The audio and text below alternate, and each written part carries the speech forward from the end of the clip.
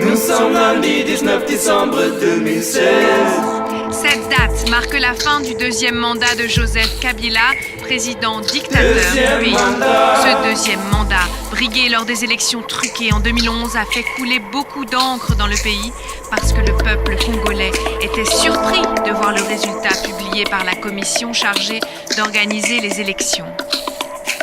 Le président Kabila, après avoir menti le peuple dans son projet de société lors du premier mandat, s'est chargé avec cette commission de truquer les élections pour ce fameux deuxième mandat.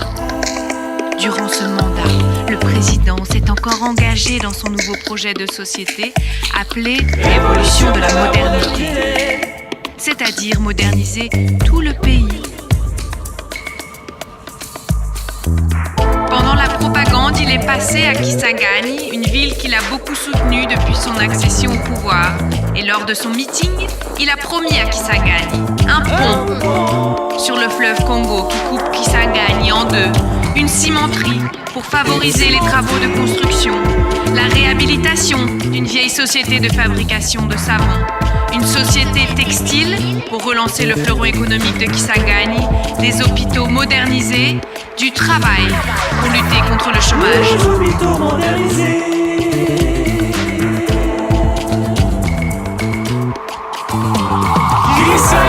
Kisangani, avec des 6 communes. Un grand marché central, une chute wagonnière, un vieux jardin zoologique.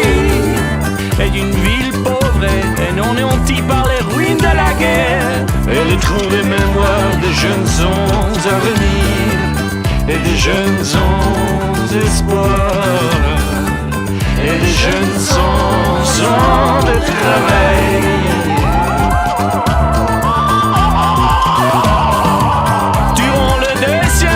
Le président rien n'était fait. Le président après avoir truqué son électorat, il est resté loin de Kisangani et le peuple voyoué s'est dit assez les mensonges de Kabila et son entourage.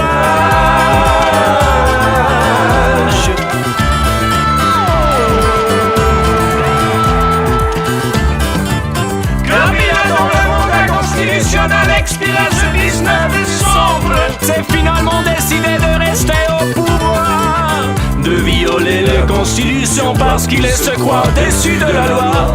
Déçu de la loi. Pour mieux dire, il est au-dessus de la loi, il est le pouvoir. Le plus beau d'une armée de 50 000 hommes. Une grande garde spéciale de 40 000 hommes. Il est le pouvoir.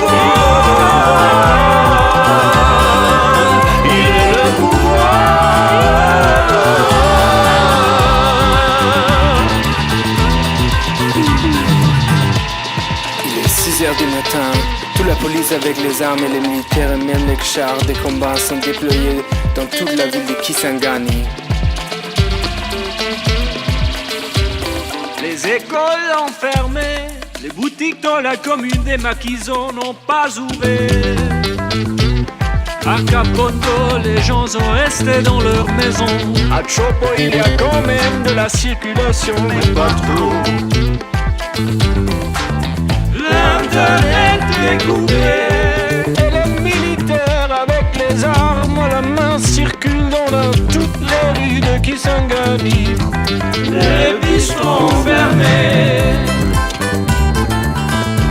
Rien ne bouge. Seul le vent et quelques audacieux. À 8 heures, on a commencé à voir dans les ronds-points du canon dans la commune de Makizo quelques jeunes militants qui ont décidé d'organiser une marche pacifique pour demander à Monsieur le Président d'arrêter de violer la constitution du pays et de quitter le pouvoir parce que depuis qu'il est là, il n'a fait que mentir et s'enrichir en volant l'argent du peuple. Ces jeunes courageux ont commencé à marcher sagement. Ils allaient être arrêtés. Quelques minutes plus tard, le premier était tué. La police n'a pas révélé son identité.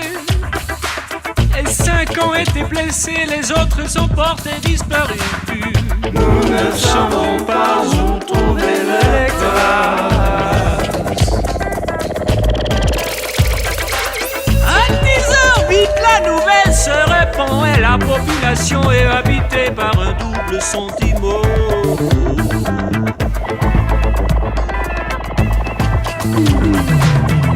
À 15h, les militaires ont continué à circuler le long des routes et ils ont continué à faire peur à la population. À 20h, la radio-télévision nationale congolaise passe l'information pour chanter la victoire du président Kabila, pour dire qu'il a réussi à calmer le peuple. Et Kisangani est une ville qui aime Kabila. Et pourtant, ils y ont les chars de combat, les policiers et militaires avec les armes dans toutes les rues de Kisangani. À 23h59, l'heure exacte à laquelle expire officiellement le mandat du président, on a entendu des coups de sifflet et des coups de bâton sur les casseroles, des tambours dans toutes les 6 communes pour dire au président de quitter le pouvoir.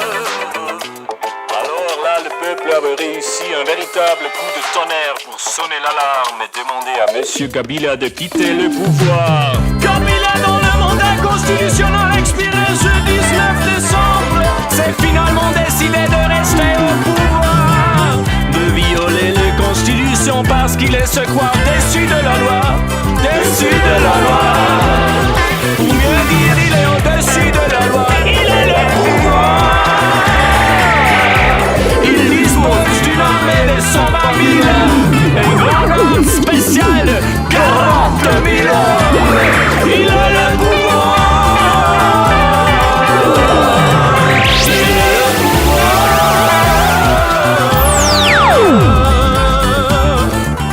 Ainsi, à partir de ce 19 décembre 2016, Kabila peut dire adieu à Kisangani parce que Kisangani le lui a dit au